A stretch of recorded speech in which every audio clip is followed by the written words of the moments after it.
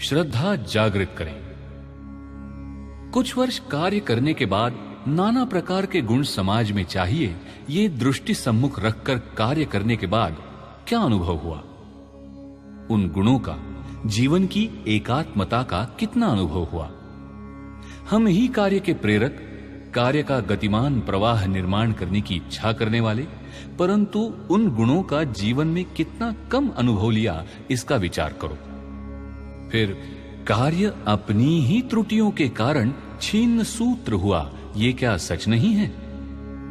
अब भिन्न विचार प्रणाली ग्रहण करके कार्य करने का विचार मन में हो तो उसके पूर्व ये विचार करो कि कार्य में जीवन समर्पित करने का भार जिन पर हो, उन्होंने ही इस छोटे से संकट में योग्य गुण प्रकट नहीं किए तो कार्य कठिन क्यों लगे? इस गुणहीन अवस्था में अन्य बातों की ओर दौड़ते जाने का प्रयत्न किया तो सफलता कैसे प्राप्त होगी?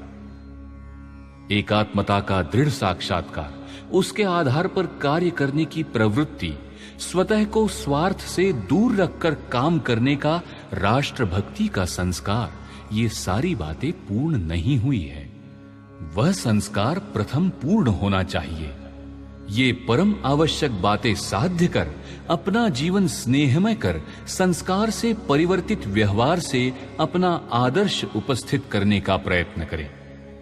ऐसा किया तो ही किं कर्तव्य विमूढ़ अवस्था का विभिन्न विचार प्रणालियों को स्वीकार कर कार्य की सफलता देखने का प्रयत्न करने वाली पराभूत वृत्ति से उत्पन्न हुई प्रवृत्ति का हम विनाश कर सकेंगे। तभी ध्येय दृढ़ होकर उसकी उपासना के मार्ग पर श्रद्धा भी अटल होगी।